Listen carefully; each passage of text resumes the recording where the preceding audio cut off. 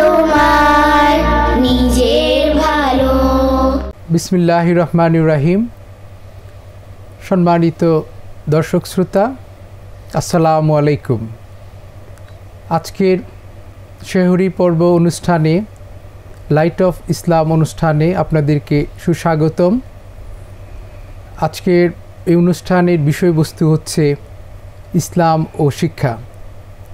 এই অনুষ্ঠানটি sponsored by Wisdom Global Limited, powered by Wisdom Fund Management Limited and produced by Faruk Corporation limited.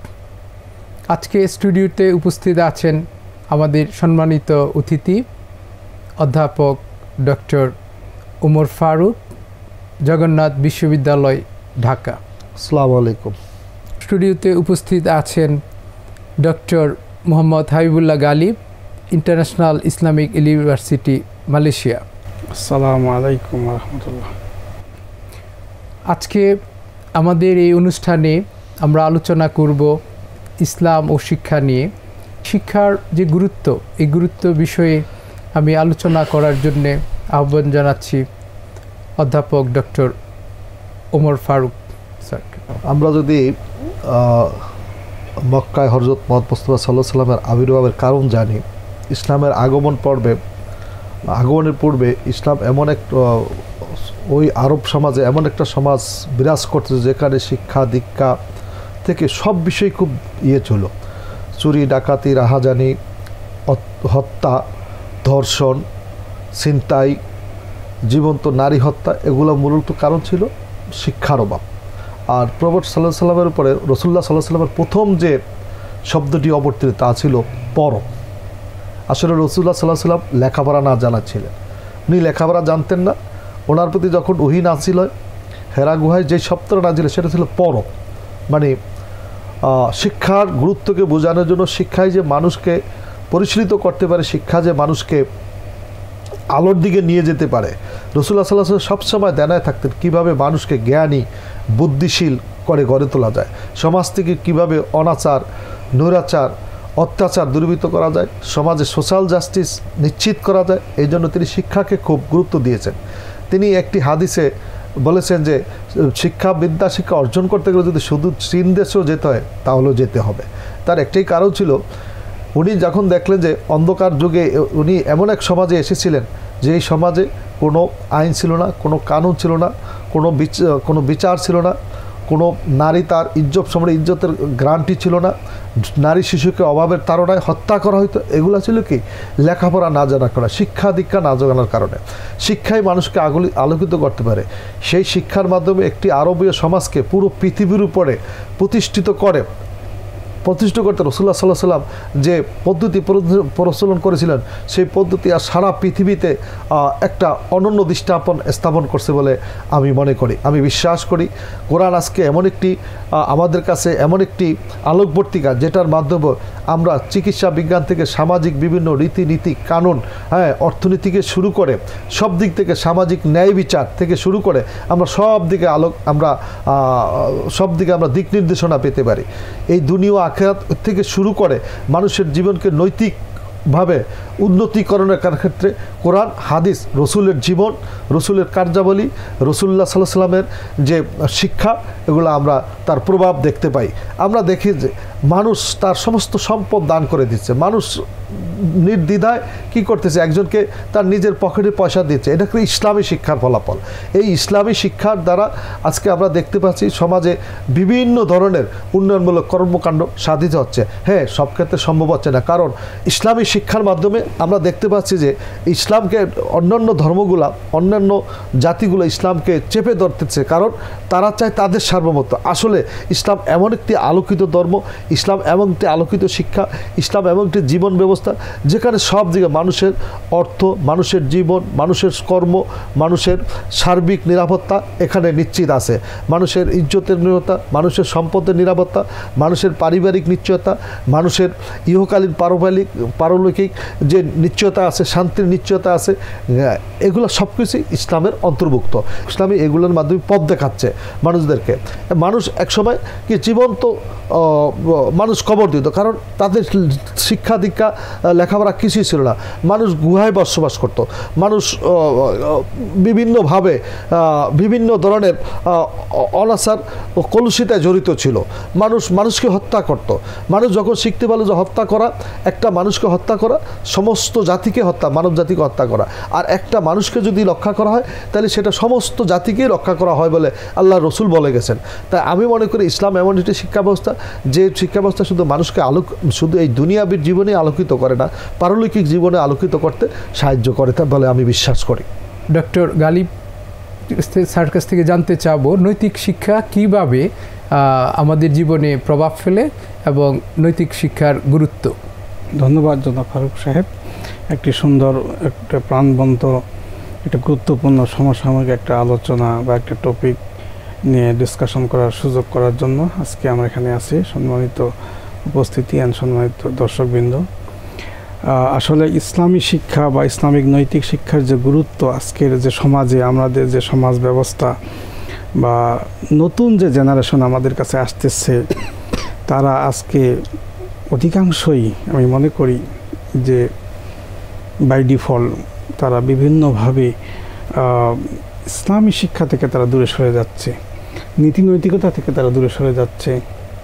তাদের চতুর্দিকে তাদের সাথে যে সোশ্যাল মিডিয়া, যে ইকুইপমেন্টস, যে টুলস অ্যান্ড আদার্স ফ্যাসিলিটিস তাদের কাছে আসছে, এটার প্রভাবে এবং অপসংস্কৃতির প্রভাবে তারা নীতি নৈতিকতা থেকে, ইসলাম থেকে, ইসলামিক আদর্শ থেকে তারা বিচ্যুত হয়ে যাচ্ছে।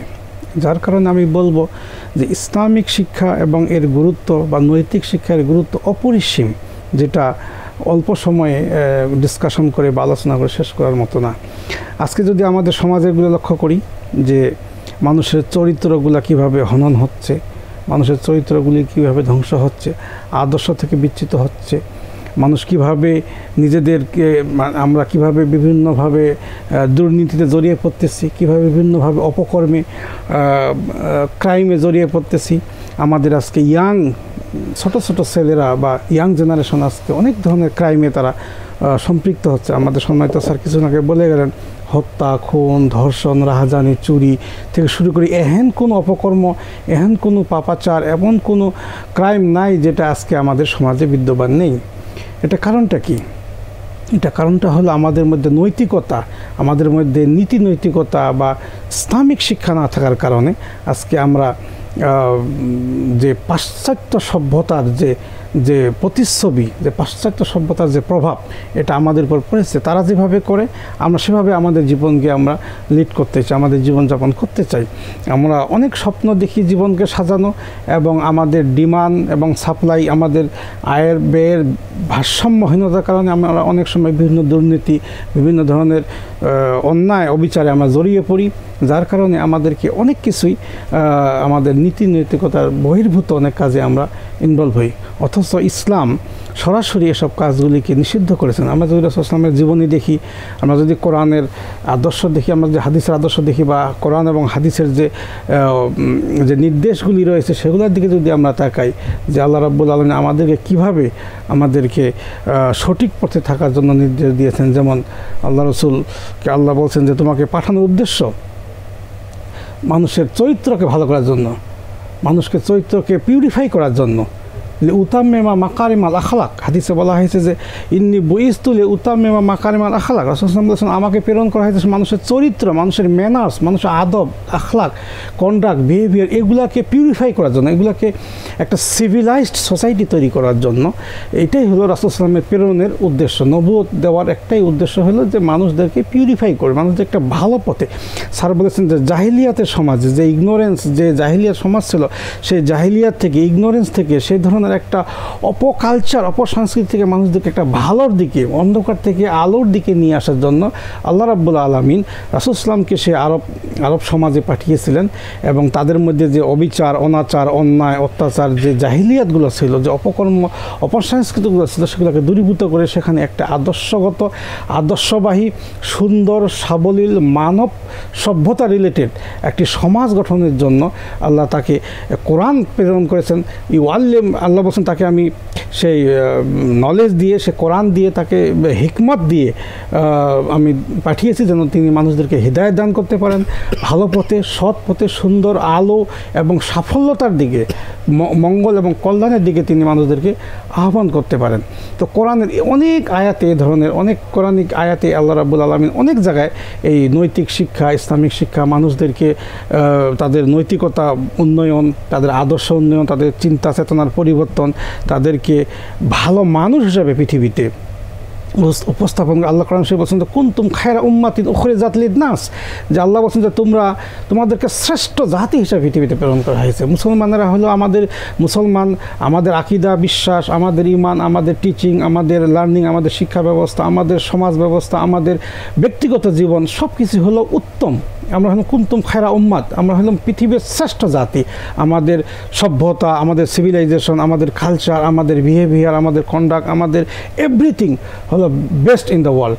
আল্লাহ রাব্বুল আলামিন আমাদেরকে বেস্ট, আশরাফুল জাতি, মানে পৃথিবীর শ্রেষ্ঠ জাতি হিসেবে আমাদেরকে ঘোষণা করেছেন। তো শ্রেষ্ঠ জাতির যে এলিমেন্টসগুলো আছে, যে মূল বিষয়গুলো আছে, যে প্রিন্সিপালসগুলো আছে, যে নীতি নৈতিকতাগুলো আছে, যে গুণাবলী থাকা দরকার, সেটাই হলো ইসলামিক শিক্ষা বা ইসলামিক নৈতিকতার মাধ্যমেই আমরা একটা আদর্শ জাতি গঠনে এবং একটি পৃথিবীতে উন্নয়নশীল একটা জাতি, একটি মডেল জাতি হিসাবে, মডেল নেশন হিসাবে আমরা আমাদেরকে তৈরি করতে পারি। এবং ইসলামিক এবং নৈতিক শিক্ষার মাধ্যমে আমাদের সমাজ থেকে অনেক অন্যায়, অত্যাচার, অবিচার এগুলোকে আমরা দূরীভূত করে একটি সুন্দর, শান্তিময়, সুখময় একটি আদর্শবাহী সমাজ আমরা গঠন করতে পারি। এটাই হলো ইসলামী শিক্ষার মূল উদ্দেশ্য এবং ইসলামী শিক্ষার গুরুত্ব। ধন্যবাদ ডক্টর গালিব। ইসলামিক শিক্ষা, নৈতিক শিক্ষার যে প্রভাব ফেলে, এটা বিষয়ে উনি গুরুত্ব তুলে ধরলেন। আসলে ইসলামিক শিক্ষা সর্বোপরি সবসময় এটা আধুনিক এবং সর্বকালে ইসলামিক শিক্ষা আধুনিক হিসাবে থাকবে। এবং ইসলামিক শিক্ষা কি কতটুকু গুরুত্বপূর্ণ ভূমিকা রাখে এবং এটা কিভাবে আধুনিক, এই বিষয়ে আলোচনা করবেন এখন প্রফেসর ডক্টর ওমর ফারুক। ধন্যবাদ ডক্টর আবদুল্লাহ। ইসলামী শিক্ষা যে আধুনিক, এটা আমাদের বুঝতে গেলে খুব বেশি দূরে যাওয়ার দরকার নাই। আমরা তো প্রথমেই যে দেখলাম যে আল্লাহ রসুল সাল্লাহ সাল্লাম যখন আরব সমাজে উনি নবী হয়ে আসেন, রসুল হিসাবে আসেন, একটা অন্ধকার সমাজে আসেন।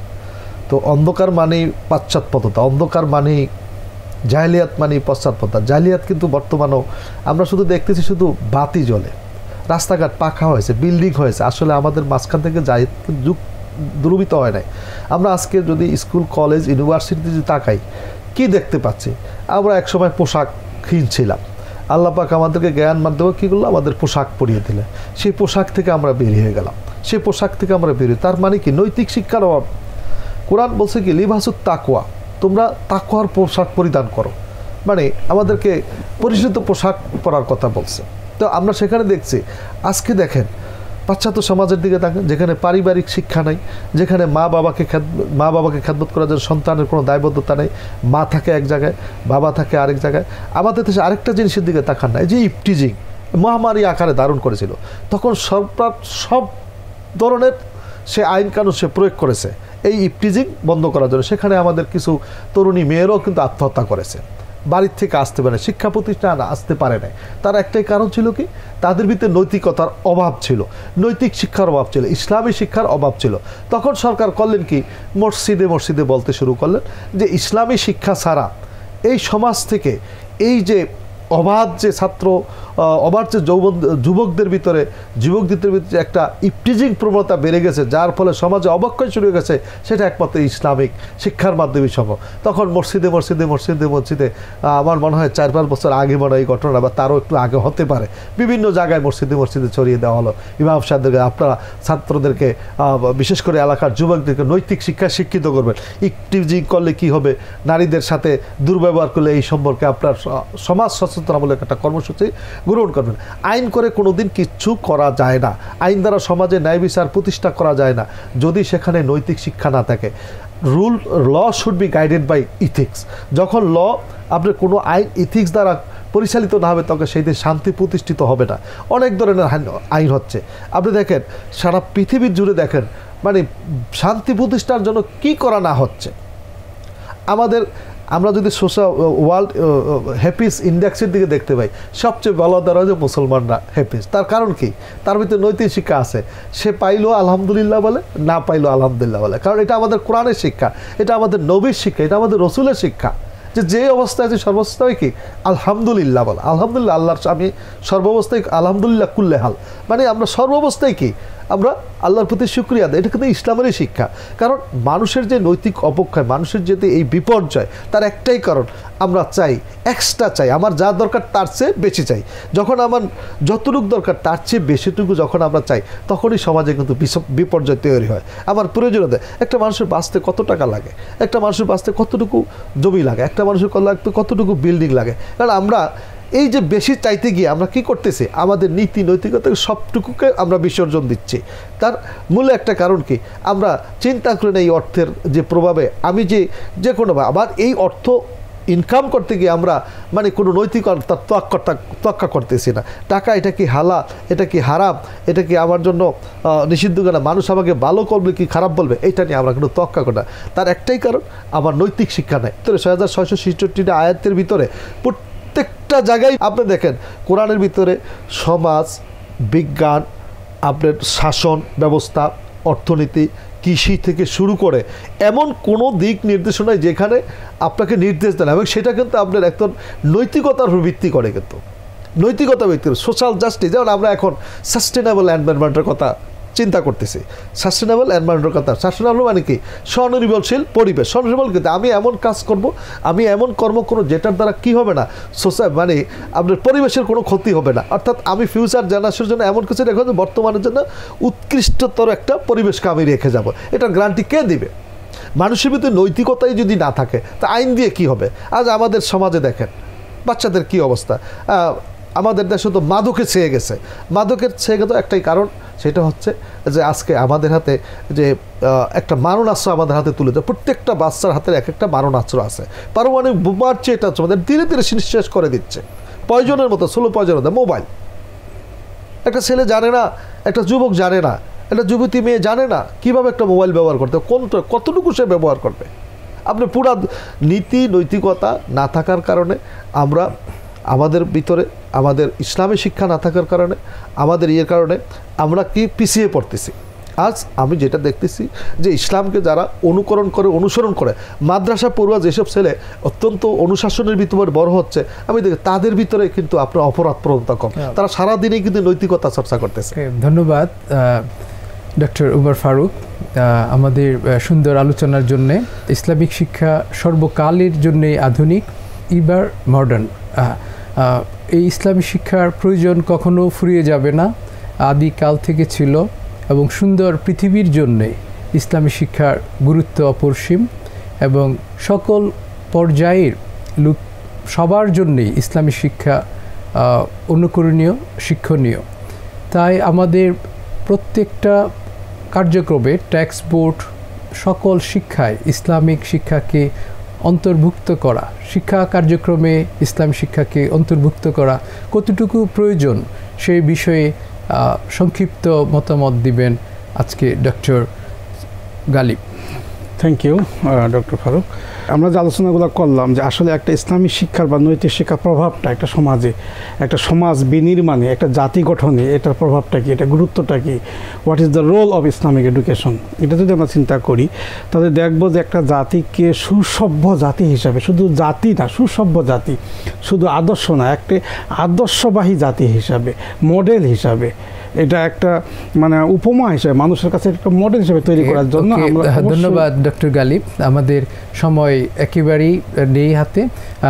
একটা জাতিকে মডেল হিসাবে গড়ার জন্য এবং আধুনিক মানুষ হিসাবে সর্বস্তরের মানুষ আমরা বসবাস করার জন্য, পৃথিবীকে আগিয়ে নেওয়ার জন্য আমাদের শিক্ষা ব্যবস্থায় ইসলামী শিক্ষা অন্তর্ভুক্ত করা একান্তই প্রয়োজন। সম্মানিত দর্শক শ্রোতা সহ আজকে স্টুডিওতে উপস্থিত ডক্টর ওমর ফারুক এবং জনাব ডক্টর গালিব, সবাইকে ধন্যবাদ। আগামী পর্ব দেখার জন্য সবাইকে আমন্ত্রণ। আসসালামু আলাইকুম।